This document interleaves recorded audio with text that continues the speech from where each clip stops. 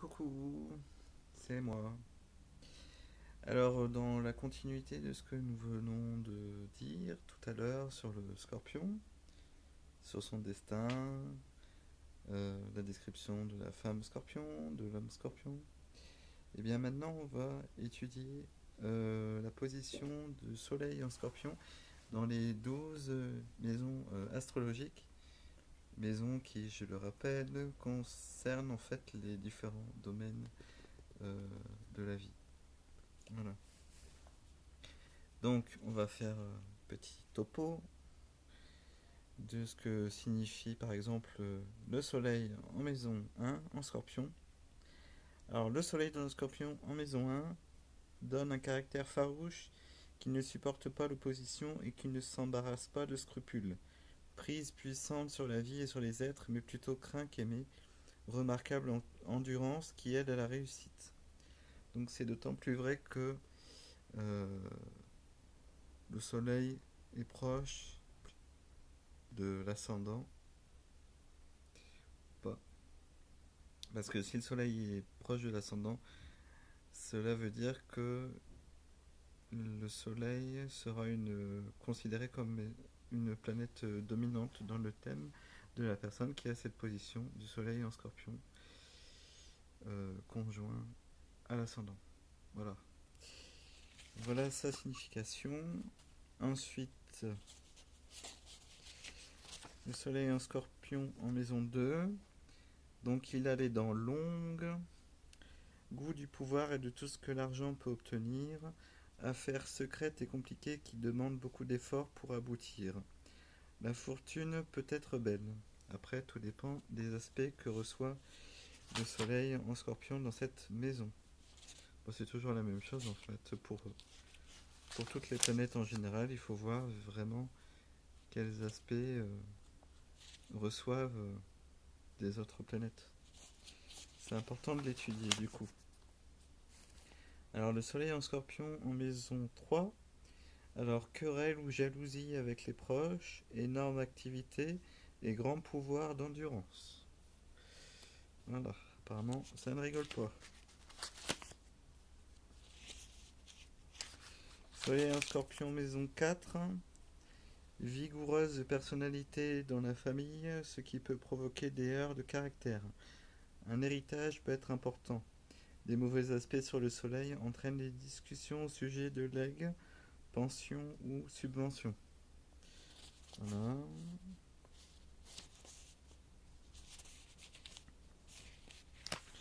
Soleil en scorpion en maison 5. Sexe à pile, mais possessif, jaloux et exigeant en amour, les passions sont violentes et risquent d'être destructives, surtout s'il y a rupture. Donc on a bien vu que en fait le scorpion c'est généralement la personne qui rompt en premier. C'est pas celui ou celle qui va rompre, c'est pas lui ou elle qui va subir la rupture, c'est lui qui va être à l'initiative ou elle qui va être à l'initiative de la rupture. Donc du coup, s'il y a une rupture, eh ben, ça risque d'être tendu. Tend à avoir des conflits avec ses enfants. Et oui, parce que la maison 5, ça représente la maison des enfants. Voilà.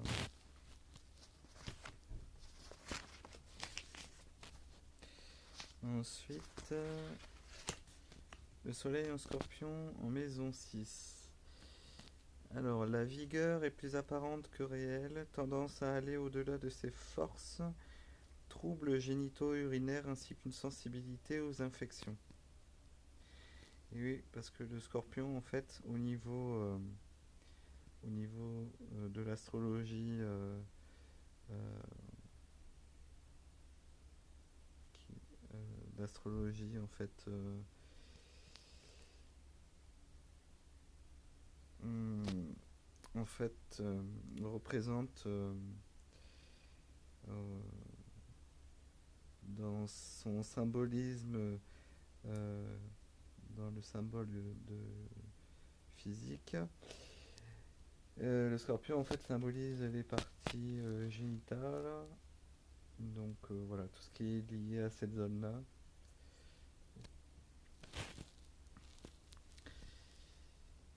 Ensuite, alors,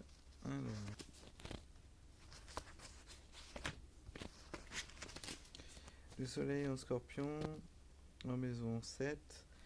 C'est un égocentrique qui n'est pas doué pour rendre le conjoint heureux et risque de veuvage. Prudence dans le choix des associés qui peuvent devenir agressifs. Donc celui ou celle qui a le soleil en scorpion dans cette maison-là, il faut faire attention. Ensuite, le soleil en scorpion, maison 8. Un goût des expériences occultes ou psychiques avec Vénus dans le scorpion, penchant sexuel trouble ou malsain, tensions, complications qui peuvent survenir à la suite d'une opération ou d'un accident. Voilà. Bah là, le scorpion, il est vraiment dans sa maison. Là. Dans la maison 8, c'est vraiment, comme on l'a vu tout à l'heure, la maison du scorpion. Ensuite, le soleil en scorpion, maison 9. Personnalité, courage et énergie, les attractions comme les répulsions sont trop entières et peuvent faire échouer les projets. Doué pour les recherches des choses cachées, la psychiatrie. Accident en voyage. Voilà. Ensuite, le soleil en scorpion, maison 10. La carrière est assurée à la force du poignet, nature dure et ambitieuse qui ne lâche jamais rien.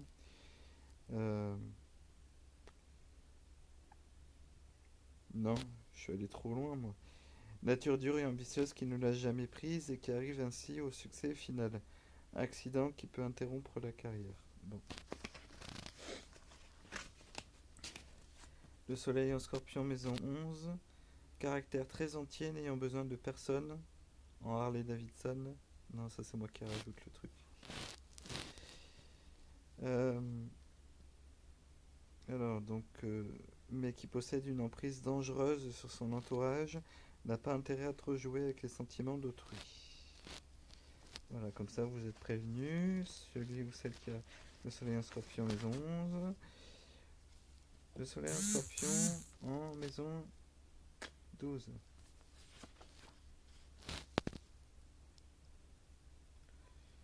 Alors, nature très secrète et fermée, intrigante ou sans scrupules, les ennemis ne doivent pas être sous-estimés. Jalousie dangereuse dans les affaires de cœur. Donc voilà. Bon, pour celui ou celle qui souhaite en savoir davantage, n'hésitez pas à m'envoyer un petit message, en message privé, si vous souhaitez connaître avec précision la position de votre soleil en scorpion dans les maisons astrologiques, pour voir un petit peu en fait ce qui vous correspond. Voilà, donc ça c'était l'analyse du soleil en scorpion dans les différentes maisons astrologiques. Maintenant, on va voir en fait les transits donc les plus importants pour le scorpion en 2019-2020, parce que là pour le coup eh ben on se rapproche plus de 2020 qu'autre chose. Alors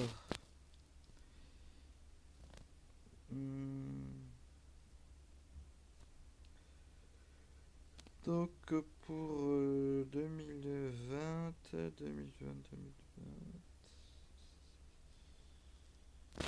Attendez, je vais devoir étudier ça. Voilà. Merde, crotte. Alors 2020, Scorpion.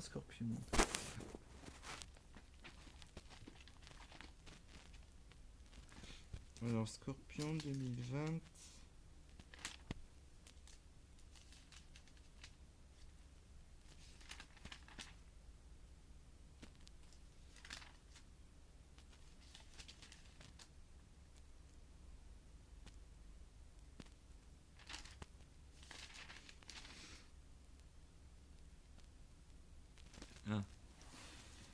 Ok.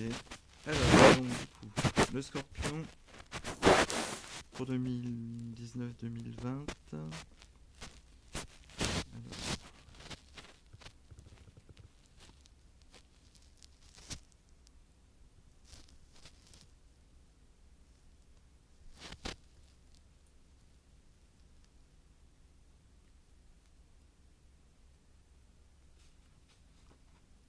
Donc par rapport à c'est Capricorne, donc il est en bon rapport avec votre soleil en Scorpion. Profitez-en encore. C'est surtout le cas pour les personnes Scorpion du troisième décan. Ok. Alors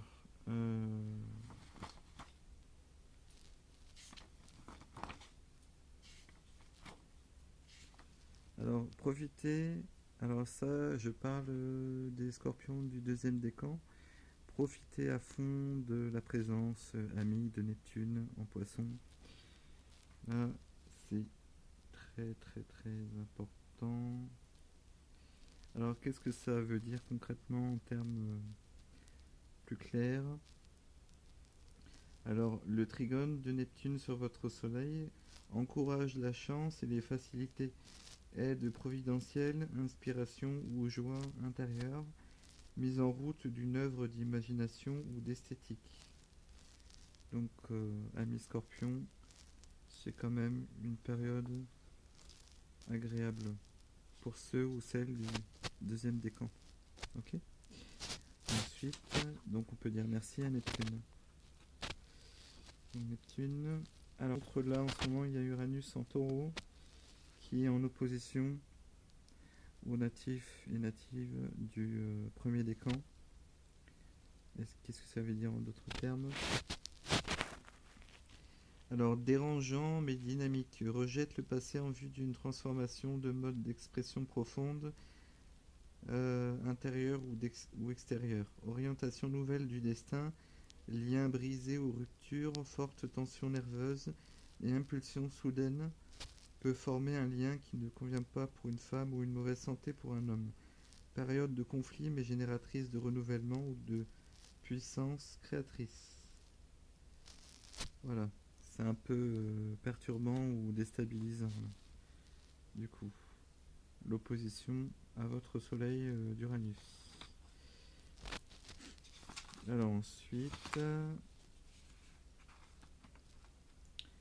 Saturne est plutôt amical avec votre soleil pour les deuxième et troisième décans, ce qui va vous aider à concrétiser des choses. Vous allez être plus persévérant que d'habitude. Par contre, pour les natifs du premier décan, en fin d'année, risque d'être un peu plus compliqué. Alors, qu'est-ce que ça veut dire en d'autres termes? Alors, pour les natifs du premier décan du Scorpion, point critique, tournant ou changement de par la force des choses, rupture avec le passé, obligation nouvelle, lenteur et attente, les conditions de la vie courantes sont difficiles à assumer, permet l'organisation ou la réorganisation mais porte à l'amorosité. Donc ça, c'est pour les natifs du premier décan. Et je dirais que c'est plus pour l'année 2020. Là, pour l'instant, vous n'êtes pas encore aspecté. C'est pas encore à l'ordre du jour. Donc c'est plus pour 2020. Ensuite...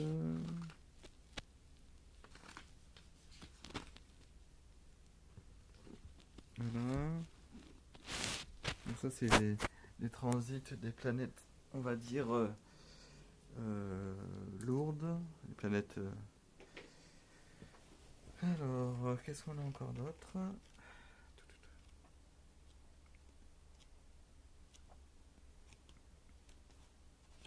Merde.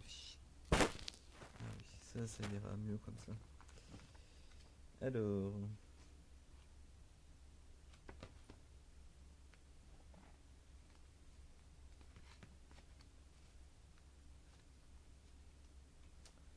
interprétation... Ah ouais. Ah oui. Transit de Jupiter au Soleil. Donc pour les premiers décans du Scorpion, ce sera une période un peu plus agréable. Alors, l'être se sent tranquille et plus joyeux que l'ordinaire. Cela le conduit à une recherche générale d'harmonisation avec les autres comme avec lui-même. Événement, les aspérités de la vie s'adoucissent. On peut assister à la résolution harmonieuse des difficultés sociales, rencontrer des appuis. Si ces transits n'amènent pas de miracles, ils se traduisent souvent par une sorte de protection qui accompagne l'être, y compris dans les circonstances difficiles. Sens, il y a une adéquation possible entre les désirs et la réalité, il faut la chercher et la trouver. Piège, un climat de facilité peut entraîner l'être à la paresse ou laisser aller à l'attente passive. Après, euh, pour le premier décan, là c'est plus pour l'année 2000.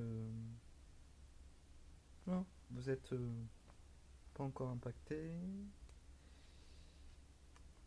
Après, il y a Saturne.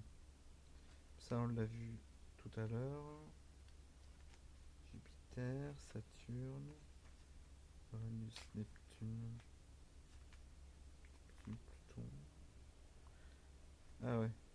Ce qui nous intéresse là pour le coup, c'est Pluton avec le Soleil. Qu'est-ce qu'ils disent du coup? Pluton qui est en harmonie du coup avec le troisième décan. Alors, au niveau de l'humeur, l'être se sent doté d'une sorte de puissance intérieure, agissant comme une houle qui le porte vers une évolution, une transformation positive. Événement, ce transit est peu événementiel, c'est l'individu lui-même qui trouve au fond de lui des ressources insoupçonnées, lui donnant le courage d'agir et de changer ce qui doit l'être. Sens, lorsque Pluton fait un cadeau, il faut en profiter. Donc voilà, vous avez maintenant, vous savez que il faut en profiter, cher ami, du troisième décan. Et la séance est terminée. Je vous souhaite une bonne journée. Bisous, bisous.